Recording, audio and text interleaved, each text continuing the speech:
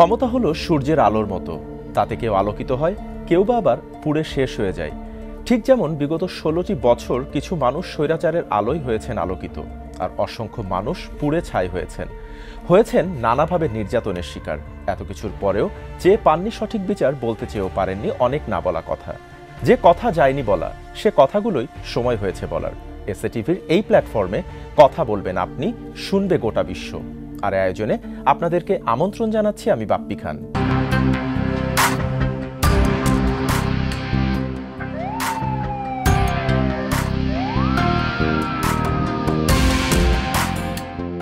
আজ আমাদের সাথে কথা বলার জন্য আমন্ত্রিত অতিথি হিসেবে স্টুডিওতে উপস্থিত রয়েছেন অবসরপ্রাপ্ত ব্রিগেডিয়ার জেনারেল হাসান নাসির।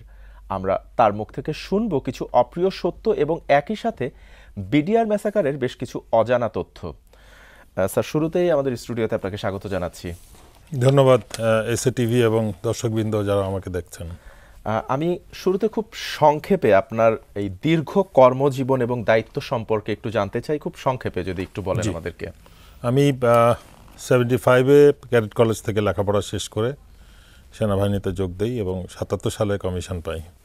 যশোরে ইউনিট আমার 4 মোটর রেজিমেন্ট বলে, ওইটাতে কমিশন পাই। ওখান থেকেই আমি ক্যাপ্টেন হয়ে তারপরে মেজর এবং আর্টিলারি স্কুল আছে, ওখানে চাকরি করার সুযোগ হয় এবং তারপরে ব্রিগেড মেজর হিসেবে চাকরি করেছি।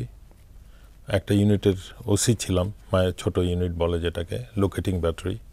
এবং তারপরে স্টাফ কলেজ করেছি, বিদেশে কোর্স করেছি পাকিস্তান এবং ইউনাইটেড স্টেটসে। এবং আওয়ামী লীগের সময় প্রথম 10 ইয়ারে সাফার করেছি।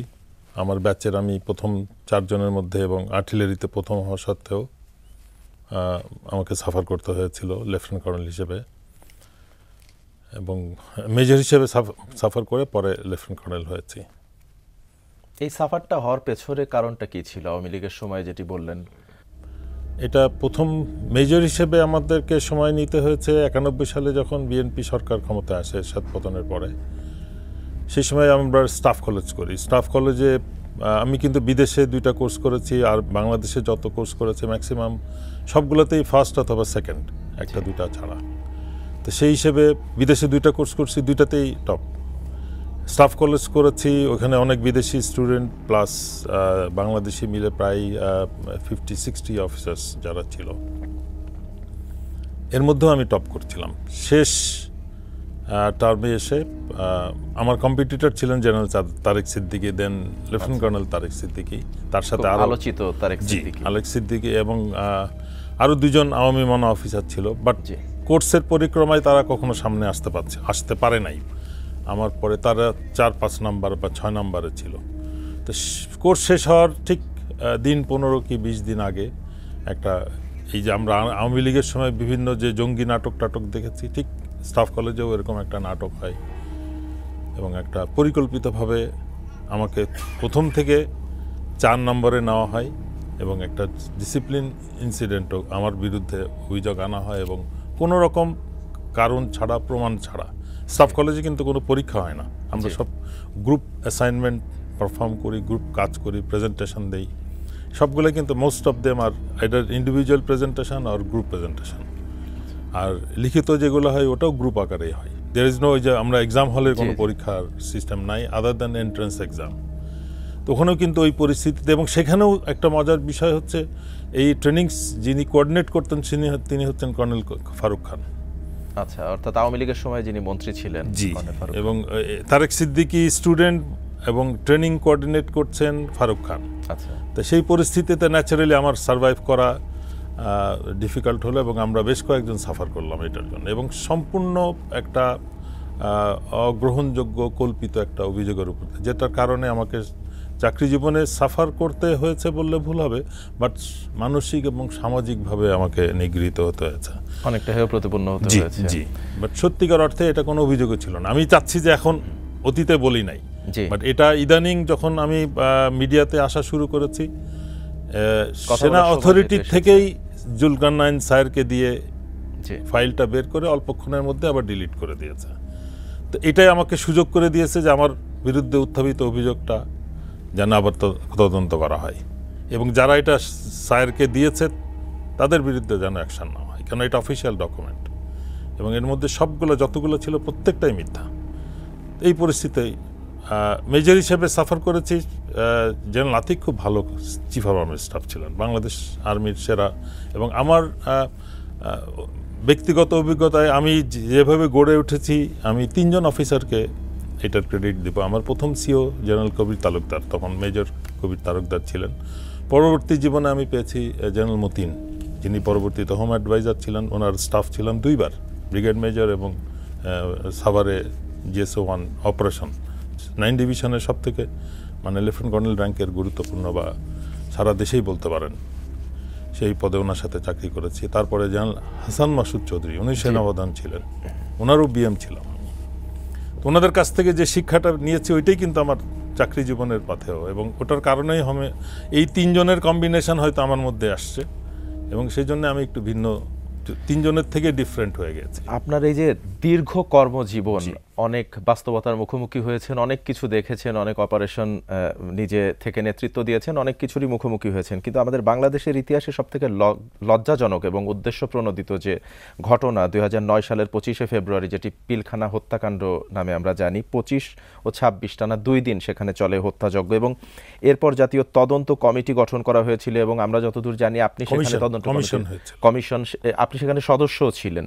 তো এই কমিশনটা ঠিক কবে, কিসের ভিত্তিতে আসলে গঠন হলো এবং আপনি কবে জানলেন এটা যে আপনি কমিটির একজন সদস্য? আমি 2006-এর ফেব্রুয়ারি থেকে 9 ফেব্রুয়ারির 1 তারিখ পর্যন্ত বলতে পারেন চট্টগ্রামে পোস্টিং ছিল আমার। এই পরিপ্রেক্ষিতে আমি 6 থেকে 9 ফেব্রুয়ারি, আমি 9 তারিখে কিন্তু ঢাকায় আর্মি হেডকোয়ার্টারে জয়েন করেছি। এর মধ্যে 6 সালে আর্টিলারি সেন্টার স্কুলের কমান্ড্যান্ট হিসেবে জয়েন করার পরে 7-এ যখন এমার্জেন্সি হয় তখন আমি ওই যে পোর্ট কাস্টমসের ওই রিফর্মের কাজটাও করেছিলাম। এবং আমি মনে করি 111 সরকারের অনেক বদনাম থাকলেও অল্প 2-1টা কাজ, ভোটার কার্ড রেজিস্ট্রেশন এবং পোর্টের রিফর্ম, এটা নিঃসন্দেহে একটা ল্যান্ডমার্ক অ্যাচিভমেন্ট ছিল এবং তার সাথে আমার সাথে বেশ অনেকগুলো জুনিয়র অফিসার ইনভলভ ছিল। ওই কার্যক্রম শেষে আমি এই সরকার আসার সাথে সাথে আমার পোস্টিং হয় আর্মি হেডকোয়ার্টারে আর্টিলারি ডাইরেক্টরেটের ডাইরেক্টর হিসেবে। আমি 9 তারিখে জয়েন করি। 25 তারিখে ঘটনা, 25 তারিখে 10 তারিখে অফিসে আসার পরে 9:30 দিকে প্রথম খবর আসে যে এরকম পিলখানায় কিছু একটা প্রবলেম শুরু হয়েছে। তো এইটা অল্পক্ষণের মধ্যেই আমরা শুনি যে গোলাগুলি হচ্ছে এবং ব্যাপক ধরনের একটা ডিস্টারবেন্স শুরু হয়েছে। ওই সময় আবার আর্মি হেডকোয়ার্টারে একটা কনফারেন্স চলছিল অফিসারদের, আচ্ছা, সেনাপ্রধান মিটিং দিচ্ছিলেন। ওই সময় তাকে জানানো হয়, উনিও বিষয়টা সাথে সাথে মিটিং ক্লোজ করে ব্যবস্থা নেওয়ার চেষ্টা করেন। বাট 25-26 দেখলাম অনেক ধরনের অ্যাক্টিভিটি শো করা হলো, বাট ফিজিক্যাল মুভমেন্টও হলো, বাট সত্যিকার সামরিক সুলভ যে কার্যকলাপটা হওয়া উচিত ছিল সেটা হয়নি, সেইখানে এসে থেমে গেল। বাট আপনি যদি নাটকীয়তা বলেন, সব কিছুই হয়েছে, সাথে সাথে মুভমেন্ট শুরু হয়েছে, ফোন আলাপ হয়েছে, কথাবার্তা হয়েছে, আদেশ মৌখিক লিখিত কতটুকু হয়েছে আমি নিশ্চিত না, খুব একটা লিখিতটা হয়নি, মুখে মুখে সব আদেশ চলছে। আর্মি কিন্তু মুখের that is also an order, verbal order বলে। তো সেই আদেশেও মুভমেন্টটা, ম্যাক্সিমাম মুভমেন্টটা হয়েছে, সব ধরনের অ্যাক্টিভিটি হয়েছে, কিন্তু কোনো একটা পয়েন্টে যে এটা আর আগায় নাই। এটা আমরা 2 দিন ধরে দেখলাম এবং ভিতরে এর মধ্যে আমরা 12:15 থেকে 12:30 মধ্যে এনডিটিভিতে প্রথম স্ক্রল আসলো, স্ক্রলের নিউজ আসলো যে ডিজি তার ওয়াইফ এবং কর্নেল মুজিবকে হত্যা করা হয়েছে। তারপরে ইন্ডিয়ান আরেকটা চ্যানেলে, 2টা চ্যানেল মিলেই 12:30 থেকে নিউজটা দেওয়া শুরু করছে এবং খুব সম্ভবত ইন্ডিয়া এটা আগে শুরু করেছিল, প্রথম প্রচার। এবং আমরা 2টার দিকে দেখলাম যে ওই হাজারিবাগের দিকে সুয়েরেজ লাইন দিয়ে কর্নেল মুজিব এবং ঢাকা সেক্টর কমান্ডার 36 রাইফেল ব্যাটালিয়নের সিও ছিলেন, এই 2 জনের ডেড বডি সুয়েরেজ লাইন দিয়ে বেরিয়ে আসে। তখন আমরা নিশ্চিত হলাম যে যা এনডিটিভি যেটা বলছে, বাস্তবে colonel Mujib one of the ইয়ে যেটা সেটা বেরিয়ে আসলো ডেড বডি, তখন কিন্তু আমরা নিশ্চিত যে ভিতরে হত্যাকাণ্ড ঘটেছে, কিন্তু এটার ব্যাপকতা কিন্তু আমাদের জানা ছিল না। বাট আমার কিন্তু একটা বিষয় অবাক লাগছে যে ওই স্পটে যখন সশস্ত্র বাহিনী বা র্যাব পৌঁছেছে, ওই স্পটে যাওয়া মাত্র কিন্তু তাদের আর কোনো আদেশ প্রয়োজন ছিল না। তারা চেষ্টাও করেছিল যাওয়ার, বাট সবসময় সেনাবাহিনী বলি র্যাব বলি তাদেরকে আটকে রাখা হয়েছে, যেতে দেওয়া হয়নি ভিতরে কোনো অপারেশন। প্রথম আমি বলতে হবে যে 9:30টার সময় দরবার হলের প্রবলেমটা শুরু হলে 9:50-এর দিকে র্যাবের ফার্স্ট ডিটাচমেন্ট ওটার থেকে 100 গজ দূরে 5 নম্বর গেটে পৌঁছায়। যখন গেটটা খোলা ছিল, গার্ডও অ্যালার্ট ছিল না, খোলা নর্মাল রুটিন গার্ড স্বাভাবিকভাবে কাজ করছিল। র্যাবের ডিটাচমেন্ট গেটের কাছে পৌঁছেছে। এই সময় র্যাব হেডকোয়ার্টার থেকে তারা ন্যাচারালি তারা জানিয়েছে যে এখানে ডিস্টারবেন্স এরিয়া, এবং তারা আসছে এবং দে রিপোর্টেড বাইরের থেকে যেটা দেখছে। এই পরিস্থিতিতে র্যাবকে হেডকোয়ার্টার থেকে নিষেধ করা হয়েছে। কর্নেল রেজানুর ছিলেন ডাইরেক্টর খুব সম্ভব অপারেশন, তার আদেশে। তখন তো স্বরাষ্ট্রমন্ত্রী ছিলেন সাহারা খাতুন। বাট র্যাবের ডিজি বা র্যাবের ডাইরেক্টর অপারেশন, ডিডিজি অপারেশন, যে তার কন্ট্রোলে এরা, তাদের নিষেধের কারণে ভিতরে ঢুকতে পারে না। কিন্তু তখন যদি ঢুকে যেত তখন কিন্তু কোনো অ্যাক্টিভিটিসই শুরু হয় নাই। 9:30টার পরের থেকে বিডিআরের কিছু সৈনিক গেঞ্জি পরা, উপরে গেঞ্জি নিচে ট্রাউজার পরা, দরবার হলের দিকে ঘিরে জানলার দিকে ফায়ার করতেছিল, কিন্তু নট বুলেটস, ব্ল্যাঙ্ক অ্যামুনিশন বলে, যেটা সামনে বুলেটস থাকে না, আওয়াজ হবে। এটা সাধারণত ট্রেনিংয়ের কাজে ব্যবহার হয়। এটা কিন্তু হেডকোয়ার্টারে থাকার কথাও না। এটা কিভাবে এখানে আসলো এটাও কিন্তু একটা তদন্তের বিষয়, যেটা ওদের ট্রেনিং সেন্টার বাইতুল ইজ্জতে এই ব্ল্যাঙ্ক অ্যামুনিশনটা থাকার কথা। আর থাকবে অ্যামুনিশন ডাম্পে, স্টোরে অ্যাসাইন্ড ফর বাইতুল ইজ্জত, যে এই বক্সটা যাবে বাইতুল ইজ্জত, যাওয়ার পথে রাজেন্দ্রপুর থেকে ঢাকা পিলখানা আসবে ফর ট্রান্সপোর্টেশন টু বান্দরবন। এই পরিস্থিতিতে এই অ্যামুনিশন তো ব্যবহারের কথা না। তার মানে এটা একটা পরিকল্পিতভাবে কোথা থেকে আনা নেওয়া করা হয়েছে। তার মানে 9:50 থেকে আমরা দেখলাম 10:30 পর্যন্ত বা 10:20 পর্যন্ত কোনো বুলেটস ফায়ার হয় নাই। এর মধ্যে একটা পিকআপ আসে, পিকআপে কিছু সৈনিক এসে তখন বুলেটস ডিস্ট্রিবিউট শুরু করে। আচ্ছা, কিন্তু তখন কিন্তু আমাদের র্যাবের ডিটাচমেন্ট 5 নম্বর গেট চাইলে তো এটাকে অবশ্যই মানে গেট খোলা, এবং যতক্ষণ পর্যন্ত বুলেটস ডিস্ট্রিবিউট না হয়েছে ততক্ষণ পর্যন্ত গেট বন্ধ হয় নাই। আচ্ছা, তখন 5 নম্বর গেটে 100 গজের মধ্যে 10 জন র্যাবের well trend with well armed force, কিন্তু যারা পেট্রোলিং করে তারা কিন্তু ওখানে গাড়িতে ছিল। তো তারা যদি যা শুধু গাড়ি নিয়ে ভিতরে ঢুকে যেত তাহলেই কিন্তু আর কোনো কিছুই হতো না।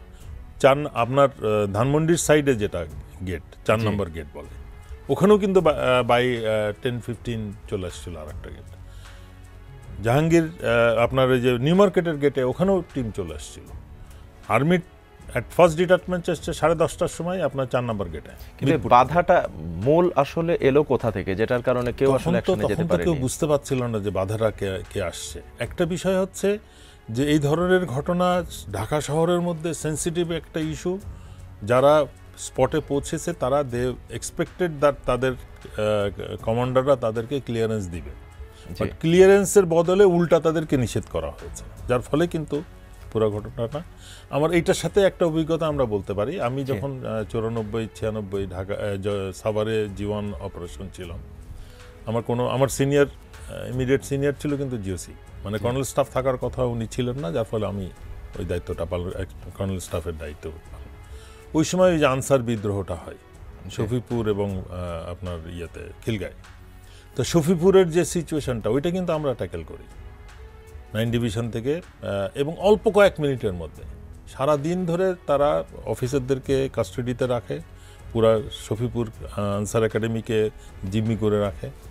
কিন্তু রাত্রে 3টার সময় আদেশ পাওয়ার পরে সেনাবাহিনী থেকে যখন হেডকোয়ার্টার থেকে আদেশ দেয় তখন কিন্তু আমরা ট্রুপস মুভ করি, এবং সেই অপারেশনটা সকালে জিওসি নিজে লিড করেছিলেন। জেনারেল মতিন কিন্তু নিজে উপস্থিত থেকে ওটাকে লিড করে 10 মিনিটের মধ্যে শেষ। এই যে তৎকালীন আওয়ামী লীগ সরকার ক্ষমতায় আসার পরে যে পিলখানা হত্যাকাণ্ডটি ঘটলো, এতজন সেনা কর্মকর্তা মারা গেল, তারপরে তদন্ত কমিটি গঠন হলো, সেটা নিয়েও বেশ কিছু নাটকীয়তা হয়েছে। মূলত আসলে এই ঘটনার পেছনে কাদের স্বার্থ হাসিল করার জন্য বা কাদের পরিকল্পনা এটি হয়েছিল, যেটা পরবর্তীতে জানতে পেরেছিলেন? আমি তো 27 তারিখ বা 25-26 তো এই ঘটনাটা ঘটলো এবং দেখলাম বাংলাদেশের সকল সেনাবাহিনী, এয়ারফোর্স, নেভি তো রোল ছিল না, সেনাবাহিনী, এয়ারফোর্স, আইন শৃঙ্খলা বাহিনী একটা নীরব ভূমিকা পালন করলো। 27 তারিখে অফিসে আসার পরে 10টার দিকে 11টার দিকে আমি প্রথম ফোনে খবরটা পেলাম যে আমাকে একটা জাতীয় তদন্ত কমিশন হয়েছে, ওটাতে আমাকে সদস্য নিয়োগ করা হয়েছে সেনাবাহিনী প্রতিনিধি হিসাবে। ওই দিনই বিকাল 3টায় স্বরাষ্ট্র মন্ত্রণালয়ে আমাকে থাকতে হবে। ওখানে যাওয়ার পরে আমি দেখলাম যে আর্মি, এয়ারফোর্স, নেভি এবং বেসামরিক পুলিশের একজন আছেন ডিআইজি, বিডিআরের ডিজি নিজে স্বয়ং, এবং ওই কমিটির কনভেনার ছিলেন স্বরাষ্ট্রমন্ত্রী সারা খাতুন এবং ডেপুটি কনভেনার ছিলেন অ্যাডভোকেট কামরুল, ওই আইন প্রতিমন্ত্রী। তো সবথেকে যে বিষয়টা আমাকে অবাক করলো, আমরা খুব ভাবগম্ভীর এবং সত্যিকার মানে শোকাভিভূত হয়ে আমরা ওই কমিশনে ওইখানে হাজির হয়েছিলাম স্বরাষ্ট্র মন্ত্রণালয়ের ইয়েতে, কনফারেন্স রুমে আমরা বসে আছি। এর মধ্যে সারা খাতুন আসলেন, তার সাথে কামরুল এবং আইন সচিব ছিলেন মির্জা হাবিবুল্লাহ আওয়াল অ্যান্ড আদার্স, সবাই একসাথে। হাবিবুল্লাহ অর্থাৎ যে নির্বাচন কমিশনে ছিলেন। তো ওনারা সবাই বেশ নরমালি কথা বলতে বলতে আসে বসলেন। এত বড় একটা ঘটনা ঘটেছে ওনাদের মধ্যে, ওনার কাছে তো ওনারা তো অলরেডি, আমরা পরে জানছি, মানে ইদানিং যে কথাবার্তাগুলো ইউটিউবে আসছে সেটাতে আমরা জানলাম যে সকালবেলা অলরেডি উনি ভিজিট করে আসছেন ডিজির বাসায়, বিডিআরের ভিতরে, পিলখানায়, সব রাজনৈতিক নেতারা। এটা শুধু আউট অফ বাউন্ড ছিল সশস্ত্র বাহিনীর জন্য, বাকি সবাই কিন্তু এখানে যাতায়াত করে কোথায় কি হয়েছে সব জানে তারা। তো ওখানে রীতিমতন বসে চা খাওয়া খাইয়ে হয়েছে নাকি। তো উনি এসে হাসাহাসি যখন করতেছে তখন আমি আমার প্রশ্ন আসলো যে ওনারা দুজন কি করে কনভেনার হন। তাই এই হাসাহাসির পরিবেশে আমি আরও ভিতরে ভিতরে মানে হয়ে যাচ্ছিলাম, মানে বিব্রত এবং অস্বস্তি বোধ করছিলাম। আমি ওখান থেকেই প্রশ্ন করি যে মাননীয় মন্ত্রী, এটা কি স্বরাষ্ট্র মন্ত্রণালয়ের কোনো কমিটি, না এটা জাতীয় পর্যায়ের তদন্ত কমিশন? তখন উনি বিরক্তির সাথে আমাকে উত্তর দেন, কেন আপনি জানেন না যে এটা জাতীয় পর্যায়ের তদন্ত কমিশন? তখন আমি সাথে সাথে পাল্টা প্রশ্ন করি তাকে যে তাহলে তো মাননীয় মন্ত্রী, আপনি 25 তারিখ রাত্রে, মধ্যরাত্রে জনাব কামরুল এবং আইজি পুলিশের সাথে দীর্ঘ সময় আপনি বিডিআরের ভিতরে অবস্থান করেছিলেন এবং মিডিয়াতে এমন রিপোর্ট আছে যে সেই সময় অফিসারদেরকে হত্যা করা হয়েছে। এই পরিস্থিতিতে তো আপনি জাতীয় কমিশনকে তথ্য দিবেন, সাক্ষী দিবেন। আপনি কি এবং জনাব কামরুল কি করে জাতীয় কমিশনের কনভেনার এবং ডেপুটি কনভেনার হন? সাথে সাথে ওই হাসি টাসি সব ম্লান হয়ে গেল এবং আমার পাশে হাবিবুল্লাহ বসা ছিলেন। উনি কিন্তু ওনার সাথে প্রথম দেখা, উনি আমার এখানে আস্তে করে চাপ দিলেন যে আর না, এরকম ধরনের কিছু ইশারা দিলেন, এনাফ। সাথে সাথে সবাই চাটা রেখে দিল, বলে চলেন আমরা পিলখানা যাই। তো এই পিলখানা আমরা গেলাম। পরদিন সকালে অফিসে আসার সাথে সাথে 11টার দিকে খবর আসলো তদন্ত কমিশন বাতিল।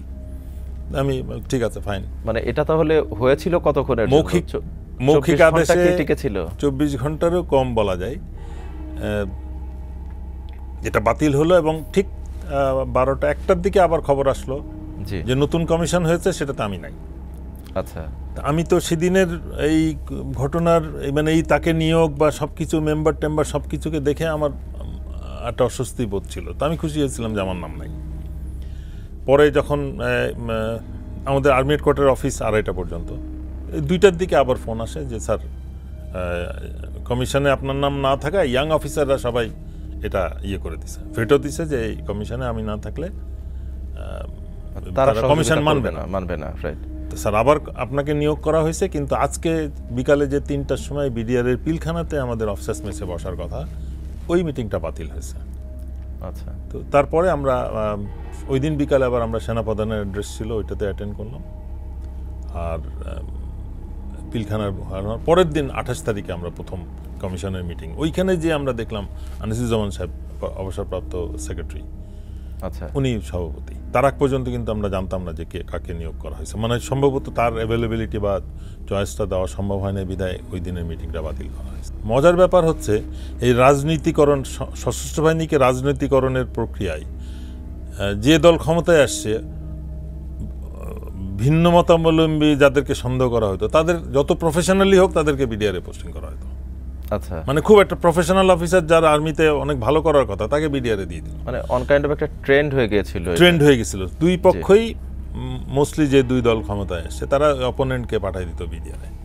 তো এই প্রশিক্ষিত একটা টিম কিন্তু বিডিআর পেয়েছিল এবং দেয়ার অলমোস্ট আমার ধারণাই ছিল যে সত্যিকার অর্থে সাউথ এশিয়াতে সব থেকে বড়, মানে পাকিস্তানের তো আছে রেঞ্জাররা, বাট বাংলাদেশের সেনাবাহিনী আরও বেশি, বিডিআর আরও বেশি অ্যাগ্রেসিভ ছিল এবং যার পরিপ্রেক্ষিতে এই যে রৌমারি পাদোয়ার যে ঘটনাগুলো আমরা শুনি, সত্যিকার অর্থে আমাদের বিডিআরের ডিজিরা যে প্রিন্সিপালটা ফলো করতেন যে বিডিআরের, এবং একটা সময় কিন্তু অনেক নিয়ন্ত্রণে ছিল, পাকিস্তানে তো এটা টোটালি নিয়ন্ত্রণে, এখানে ওই একটা মারলে ও তিনটা মারবা, প্রথমে ছিল দুইটা, পরে লাস্টের দিকে আদেশ হলো যে একটা মারলে রিপোর্ট দিবা একবারে তিনটা মেরে, মানে তিনটার মধ্যে একটা বিএসএফ হইতে হবে, এই ধরনের ইয়ে ছিল। এই অ্যাগ্রেসিভ অ্যাটিটিউড থেকেই কিন্তু আমাদের ট্রেনিংটা।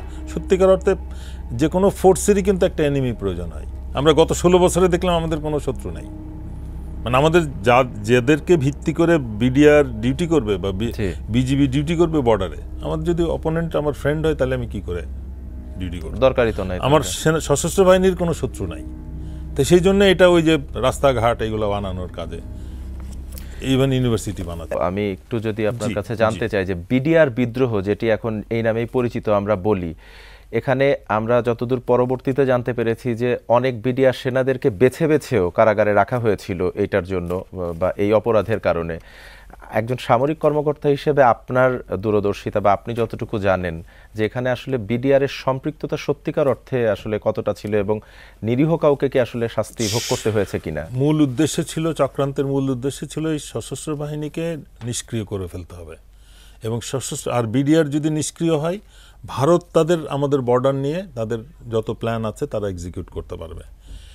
এই পরিপ্রেক্ষিতে তারা চেয়েছে যে বিডিআর বাহিনী, যেহেতু ওই যে রৌমারিতে 16 জন বা তার বেশি বিএসএফ সদস্যকে হত্যা করা হয় একটা অপারেশনে, কয়েক মিনিটের মধ্যে 10 জন মাত্র সৈনিক। এখন অনেক বীর বেরোচ্ছে বিভিন্ন জায়গার থেকে যারা ওইটার ক্রেডিট ক্লেম করছে, বাট সত্যিকার অর্থে কিন্তু ওই বিওপির পোস্টে যারা দায়িত্ব ছিল তারাই যুদ্ধটা করছে, পরবর্তীতে তাদেরকে রিইনফোর্স করছে, প্রোটেক্ট করছে অন্যরা এসে, কিন্তু মেন যে ক্যাজুয়ালিটিটা কিন্তু ওই পোস্টের যারা সৈনিক ছিল তারাই করছে, তারা জীবন দিছে এবং তারা ইয়ে করছে। এখন এই পরিস্থিতিতে এইটার কারণেই তারা এই মানে বিডিআরকে নিষ্ক্রিয় ধ্বংস করতে চেয়েছে, এবং ধ্বংসের প্রক্রিয়াটা মানে ওই শুধু ওই একটা দুইটা অফিসার না, সত্যিকার অর্থে একটা জিনিস খেয়াল রাখতে হবে, এই জেনারেল শাকিল, তখন কর্নেল শাকিল ছিলেন সেক্টর কমান্ডার রংপুর, রৌমারি তার আন্ডারে, মানে এটার সাথেও, এবং এই শহীদদের অনেকেই আছে তারা ওই সময় ওই ফ্রন্টে ছিল, কাজ করেছে, তো ওইভাবে তারা লিস্ট আউট করে নিয়েছে, প্লাস বিভিন্ন সময়ে তারা প্যাট্রিয়ট অফিসারদের লিস্ট আউট করছে।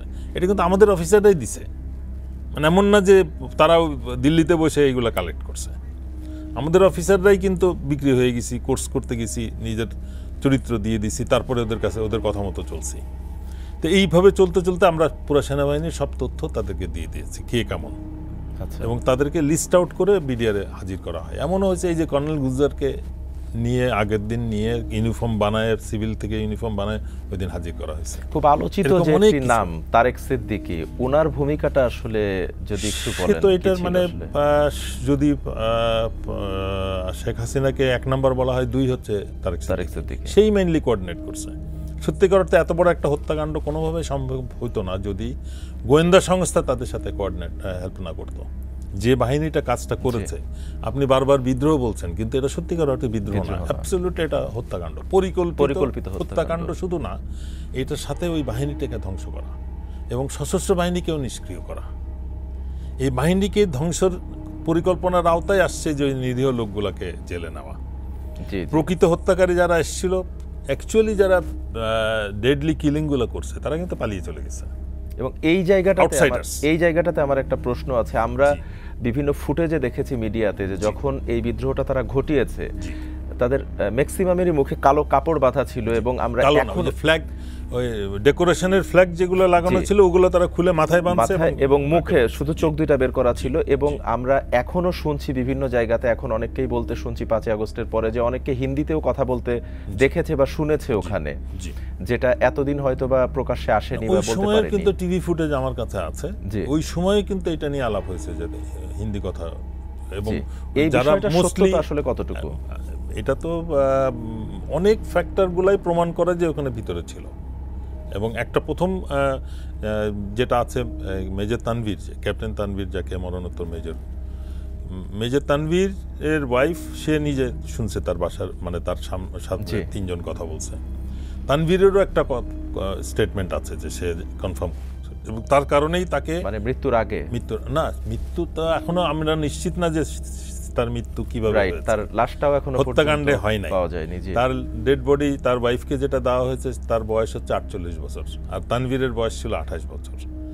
আমরা যে বলি যে 57 জন অফিসার মারা গেছে, টোটাল মারা গেছে 74, এর মধ্যে ডিসপ্যারিটি কিন্তু রয়েছে। মানে আমার কাছে হিসাব যেটা আছে আপনার 74-এর মধ্যে বিডিআর এর একজন এডি আছে, খুব সম্ভব আওয়াল নাম, তার নাম কিন্তু নাই এই হত্যা তালিকায়, তার নাম কিন্তু, যারা মারা গেছে তার নাম নাই ডেড লিস্টে। তো উনি গেলেন কোথায়? এই যে সিভিলিয়ানগুলো মারা গেছে, এদের ডেড বডি, ওই 48 বছরের ওই ডেড বডিটা কার, ওটাও কিন্তু নিশ্চিত না। তাহলে এই যে যারা দেশে আসলো, এই কিলিং মিশনে অংশগ্রহণ করলো, আবার সেফলি তারা চলে গেল, তাদেরকে দেখলাম ওই যে রাত্রে 8টার দিকে অ্যাম্বুলেন্স 4টা ঢুকলো। এটা কয় তারিখের? 25 তারিখ রাত্রে 8টার দিকে 4টা অ্যাম্বুলেন্স খুব দ্রুত গতিতে ভিতরে ঢুকে এবং কিছুক্ষণ পরে বেরিয়ে চলে যায়। মজার ব্যাপার হচ্ছে এরকম একটা ইনসিডেন্ট, সারাদিন ধরে গোলাগুলি হয়েছে, ডেড বডি ড্রেন দিয়ে বেরিয়ে গেছে, এবং টিভিতে নিউজ আসছে, বিদেশি টিভিতে মারা গেছে, সেখান থেকে 4টা অ্যাম্বুলেন্স কে ঢোকালো, কে বের করলো? এবং সেটা বেরোনোর পরে তো এটা সরকারের কন্ট্রোলে। আমি মনে করলাম যে ভিতরে আমার কন্ট্রোল নাই, আমি ধরে নিলাম, কিন্তু যখন এটা গেট থেকে বেরিয়ে গেল তখন তো আমি এটাকে ধরে দেখবো ভিতরে কি আছে। আমরা দেখলাম 14 জন যারা কিলার গ্রুপ, তারা রীতিমতন আম্বালা সুইটসের ওই ব্রিগেডিয়ার মামুন খালেদ ডিজিএফআই, তার তত্ত্বাবধানে পলিটিশিয়ানস এবং বিদ্রোহীরা রীতিমতন বারবার মিটিং করলো। আচ্ছা, তারপরে তারা 3টার সময় প্রধানমন্ত্রীর সাথে সাক্ষাৎ করতে গেল। তখনও কিন্তু ডেড বডি বেরিয়ে গেছে, টিভি নিউজ কিন্তু কনফার্ম। আমি আর সব নিউজ বাদ দিলাম, এগুলো তো ফিজিক্যাল নিউজ। অথচ আমরা দেখলাম 14 জন গেল, তাদের কোনো নাম ঠিকানা নাই। 4-5 জন, ওই যে তহিদ কয়েকজন ছিল, বাকিদের নাম নাই। হু আর দিস 14 পিপল? ওদেরকে ধরা হয়নি যে এরা কারা, বা এটা তো ওই উইটনেসগুলোকে আনতে হবে।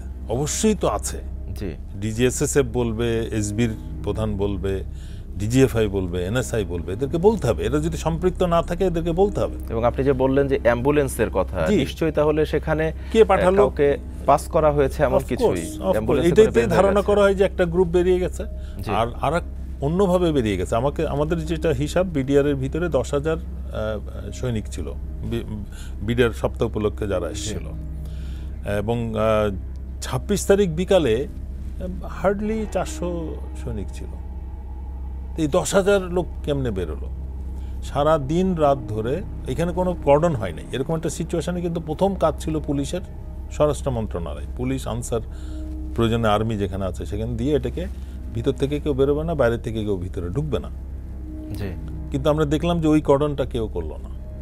সারা রাত ধরে লোক বেরোলো, মিছিল ঢুকলো ভিতরে, জয় বাংলা স্লোগান দিতে দিতে মিছিল ঢুকে 20 জন, বেরোনোর সময় মির্জা আজম, জাহাঙ্গীর কবির নানক সহ অনেকেই সেই সময় আমরা দেখেছি। এবং ওই সময়কার যারা ছিল আওয়ামী লীগের, তাদের অনেককেই পুরস্কৃত করা হয়েছিল। এই বিষয়টা সম্পর্কে যদি একটু সংক্ষেপে বলেন। আওয়ামী লীগ বলবো না, আমি সরকারি কর্মকর্তারা যারা তদন্তের সাথে জড়িত ছিল এবং তদন্ত না করার জন্য পুরস্কৃত হয়েছে, মানে সরকারের ইচ্ছা পূরণ করে যারা তদন্তকে, অর্থাৎ এটা তো সরকারকে সহযোগিতা। জি সহযোগিতা। হাবিবুল্লাহ আওয়ালকে আমরা দেখছি লাস্ট ইলেকশন কমিশনার, আর এর আগে এহসানুল হক ছিলেন প্রাইম মিনিস্টার অফিসে, উনিও পুরস্কৃত হয়েছেন। পিএসসি বা মঈনুদ্দিন ছিলেন, আবদুল্লাহ ছিলেন দুদকের চেয়ারম্যান, ছিলেন জেনারেল মইনুল, ব্রিগেডিয়ার মইনুল ছিলেন লেফটেন্যান্ট জেনারেল এবং প্রিন্সিপাল স্টাফ অফিসার, এবং বিডিআরের নাম পরিবর্তন, ইউনিফর্ম পরিবর্তনের মুখ্য ভূমিকা উনি পালন করেছিলেন।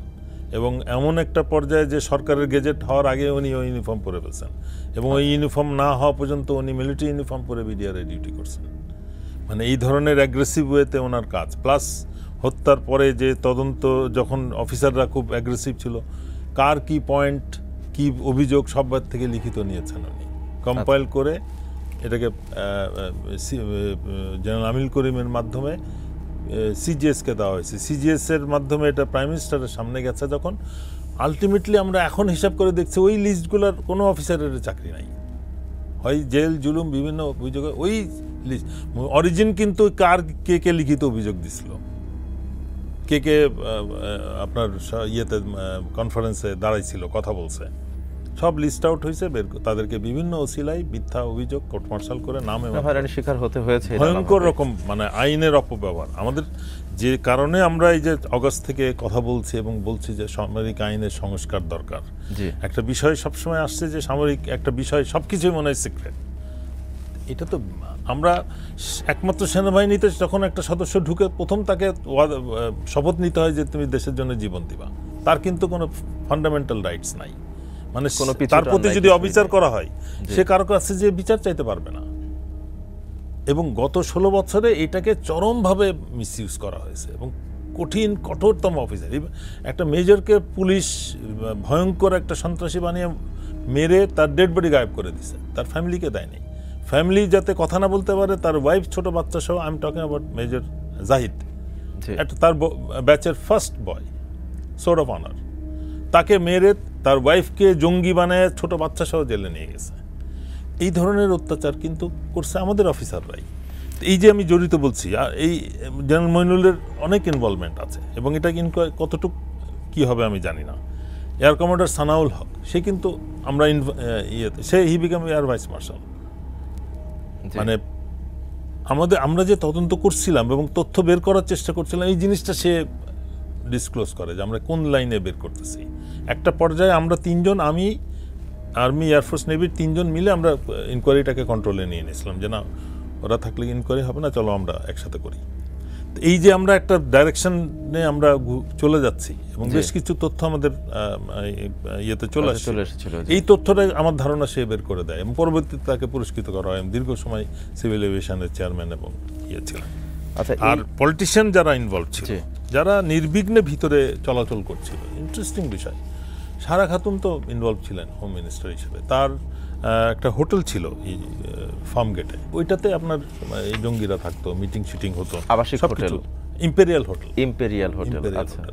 এটাতেই কিন্তু ওই মিটিং হতো, ম্যাক্সিমাম ওই রিবেলরা, বিডিআর এর সদস্যরা আগে যে মিটিং করতো, যেটা পরবর্তীতে আমরা জানলাম। অর্থাৎ বিভিন্ন নাটকের স্ক্রিপ্ট এখান থেকে এবং শেষ বাইরে আউটসাইডার যারা এসেছিল তারাও এই হোটেলে ছিল। অর্থাৎ এই কিলিং মিশনে যারা অংশ নিয়েছিল। এবং আমার যেটা ধারণা এবং পরবর্তীতে যেটা প্রচার হয়েছিল যে সরকার একটা অল্টারনেটিভ হিসেবে স্কেপগোট রেখেছিল সারা খাতুনকে, যে এই যে হোটেলের যে ঘটনাগুলো যদি কখনো এটা এক্সপোজ হয়ে যায় যে সত্যিকার অর্থে আওয়ামী লীগ ইনভলভ, তাহলে মানে আমরা না, এটা সারা খাতুন মানে পুরো দোষটা ওদিকেই চলে যাবে আর কি। ওরকম একটা তাকে স্কেপগোট, তাকে ওই জন্য তার প্রতিষ্ঠানকে ইনভলভ করা, সে তাকে হোম মিনিস্টার রাখা। আমি মনে করি ওনার যে যোগ্যতা তাতে তো কি হওয়া উচিত আমি আর বললে বুঝতে পারছি।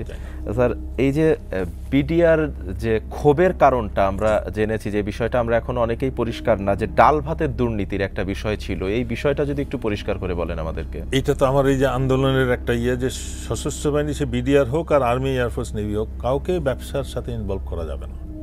এবং গত 16 বছরে যে বিডিআর এর দুর্নীতির কারণে এত বড় একটা হত্যাকাণ্ড এখনো অভিযোগ প্রতিষ্ঠিত, আওয়ামী লীগ সরকার ওইটাকে কিন্তু মোটামুটি প্রতিষ্ঠা দিয়ে গেছে যে ডাল ভাতের দুর্নীতির কারণে অফিসারদেরকে হত্যা করা হয়েছে।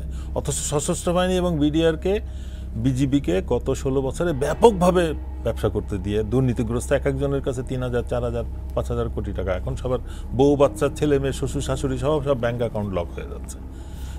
ব্যাংক অ্যাকাউন্ট খালি করার পরে লক হয়, কিন্তু প্লেন টেক অফ করার পরে যাত্রায় নিষেধাজ্ঞা আসে। মানে কি একটা নাটক চলতেছে দেশব্যাপী।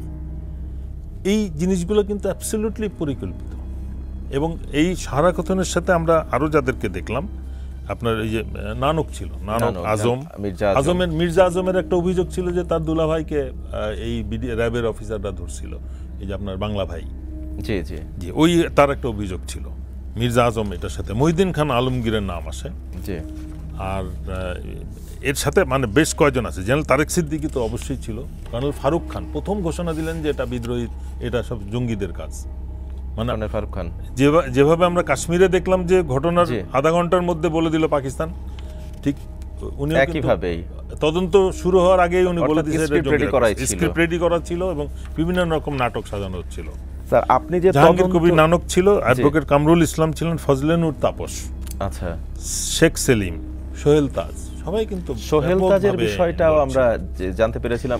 উনি তো দেশের বাইরে যে চলে যাওয়ার যে বিষয়টি, ওনার নামে যে গল্পটা আছে এটা তো ভয়ঙ্কর গল্প, বাট এটা প্রমাণ করতে গেলে আপনার ইউএস যদি একটু সংক্ষেপে যদি একটু বলেন। ইউএস ইমিগ্রেশন, ওনার পাসপোর্ট দেখলে হবে না, বিকজ ইমিগ্রেশনের ডিপার্টমেন্টের পার্ট উনি, মানে হোম মিনিস্ট্রির আন্ডারে তো ইমিগ্রেশন ডিপার্টমেন্ট।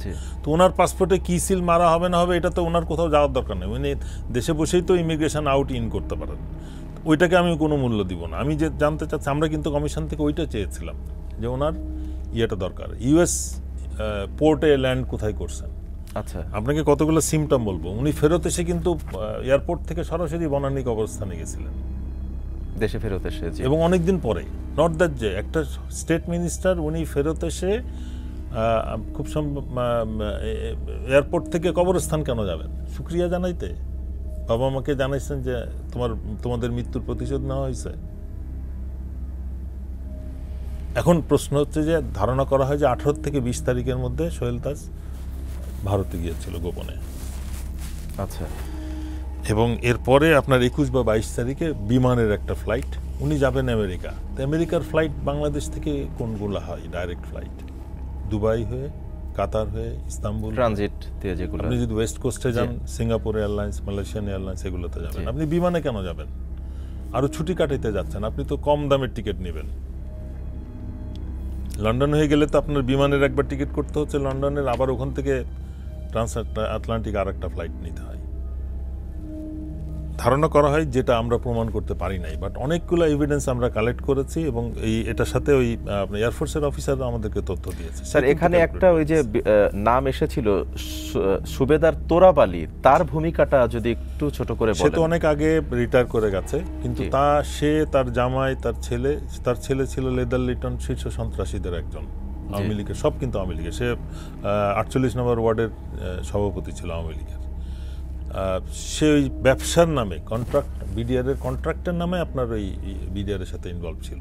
এই বিডিআরের এই হত্যাকাণ্ডের মূল তার বাসায় কিন্তু পরিকল্পনা। তার একটা সমিল ছিল, এই সমিলে তার বাড়িতে তার ওখানে একটা ইয়ে ছিল, কোচিং সেন্টার ছিল, প্রাইম কোচিং সেন্টার, ওইখানে এই শিটিংগুলো হতো, ওইখানে লিফলেট ছাপানো হয়েছে। তার ইনভলভমেন্ট এটা। আমরা আরও বেশি অবাক হলাম যে যখন তার কল রেকর্ড আমার কাছে আসে। আচ্ছা, আমি দেখি যে 25 তারিখে এবং 24 থেকে 27-এর মধ্যে তার কাছে 5টা, সিঙ্গাপুর থেকে 5টা কল আসে, একটা মিস কল, 4টা কল, যেটাতে কনভারসেশন হয়েছে। আর ভারত থেকে কল আসে 4টা, এই 25, 26, 27-এর মধ্যে। এই জিনিসটা আমাদেরকে অবাক করে যে ও সরাসরি অস্বীকার করে যে আমার 14 পুরুষ কেউ নাই বিদেশে। তাহলে সে তো জানতো না যে তার কল রেকর্ড আমার সামনে। আপনার কেউ কল করছে? না স্যার, কেউ কোনোদিন, কেউ নাই বিদেশে, কল করবে কেমন? তখন বলি যে আপনার ফোন নাম্বার এটা? আমরা জি স্যার। তো এই যে এইখানে কল রেকর্ড বলতেছে এটা, তখন কিন্তু আমার কমিশনের মেম্বাররাও জানে না যে আমার কাছে কল রেকর্ড। আচ্ছা, ইন্টারেস্টিং ব্যাপার, আমাকে যখন নিষ্ক্রিয় করে ব্রিগেডিয়ার রফিককে মেম্বার করা হলো, তাকে জোর করে নিয়ে আসা হলো, এই যে, এবং তাকে এই গভর্নমেন্ট এসে পুরস্কৃত করছে, রেড ক্রিসেন্টের চেয়ারম্যান বানাইছিল। এখন আবার তাকে অনেক চিলাচিলির পরে তাকে অপসারণ করা হয়েছে। উনি এসে তার কল রেকর্ডটাকে, সব রাজনৈতিক কনভারসেশনগুলোকে ডিলিট করে কমিশনে জমা দিয়েছেন, এবং ওটাও আমার কাছে কপি আসছিল। স্যার এই ঘটনাগুলো আসলে বললে হয়তো বা দীর্ঘ সময় শেষ করা যাবে না। ডিজিটাল আরাবিয়ান নাইটস, আমরা একেবারেই শেষ পর্যায়ে চলে এসেছি। একদম সর্বশেষ যদি সংক্ষেপে একটু বলেন যে আপনি এই দীর্ঘদিন একজন সামরিক কর্মকর্তা হিসেবে ছিলেন, অনেক অভিজ্ঞতার মুখোমুখি হয়েছেন, এই তদন্ত কমিশনেও আপনি ছিলেন, আপনার তদন্তে অনেক কিছু উঠে এসেছে, বাট এখনো পর্যন্ত এই বিষয়গুলা নিয়ে ধোঁয়াশা কিন্তু কাটেনি। তো আপনার কি পরামর্শ এই বিষয়ে সঠিক বিচার এবং তদন্তের স্বার্থে, আপনি ছোট্ট করে যদি একটু বলেন। আমার ধারণা এই অন্তর্বর্তীকালীন সরকার এই দায়িত্বটা নিতে চাচ্ছিলেন না। এটা সেন্সিটিভিটি বিষয়টা হচ্ছে, এটাতে ভারত ইনভলভ, এটা মোর দেন মানে শিওর মানে নিশ্চিত বলা যায় যে এটা এক্সটার্নাল ইনভলভমেন্ট এবং ভারতের ইনভলভমেন্ট ছাড়া এই ঘটনাকাণ্ড সম্ভব ছিল না। সেই পরিপ্রেক্ষিতে হয়তো চাচ্ছিলেন না, এবং অনেকে এটার সাথে জড়িত হবে। কেউ মাপ অবশ্যই। পাবে না। আগেরটাও মাপ পায় নাই, শেখ হাসিনা মাপ পায় নাই। এই কমিশন যদি ফেল করে বা কি করলো, কেন তারাও করলো, মাপ পাবে এটা না। কিন্তু আমি কিন্তু মনে করি জনগণের থেকে বেশি মানে সূক্ষ্মভাবে বিচারক কেউ নাই। কেউ আমরা নাই, সবাই শিক্ষিত সঠিক। জনগণ কিন্তু বিক্রি হয়ে গেছে। এলিট সঠিক। শ্রেণী কোনো না কোনো দল করি জি এবং কোনো কোনো গোষ্ঠীর কাছে আমরা বিকৃত হয়ে গেছি। স্যার, অসংখ্য ধন্যবাদ আমাদের স্টুডিওতে আসার জন্য এবং আপনার মূল্যবান সময় দেওয়ার জন্য। ধন্যবাদ আমাকে আমন্ত্রণ জানানোর জন্য। আইনস্টাইন বলেছিলেন, অন্যের জন্য বেঁচে থাকা জীবনই সার্থক জীবন। আর এই জীবনের প্রতিটি পরতে লুকিয়ে থাকে কোনো না কোনো গল্প, আর কিছু গল্পের শেষ হয় না কখনো। আমরা জানাতে চাই আপনার সাথে ঘটে যাওয়া নির্মম সেই বাস্তবতার গল্পগুলো। আমরা চাই স্বাধীন সার্বভৌম বাংলাদেশে ধর্ম, বর্ণ, দলমত নির্বিশেষে প্রতিটি মানুষ যেন তার স্বাধীনতায় বাঁচতে পারে, ভয়হীন ও নিরাপদ জীবন কাটাতে পারে। আপনার সাথে ঘটে যাওয়া যে কোনো ঘটনা এসএটিভির এই প্ল্যাটফর্মে এসে বলতে যোগাযোগ করুন স্ক্রিনে দেয়া নাম্বারে, অথবা মেইল করুন যে কথা যায়নি বলা @gmail.com এই মেইলে। আজ বিদায় নিচ্ছি, কিন্তু ফিরছি আগামী বুধবার ঠিক রাত 9টায় নতুন কোনো অতিথি নিয়ে, বলতে না পারা নতুন কিছু কথা নিয়ে। সে পর্যন্ত সবাই সুস্থ থাকুন, নিরাপদে থাকুন এসএটিভির সাথে। আল্লাহ হাফেজ।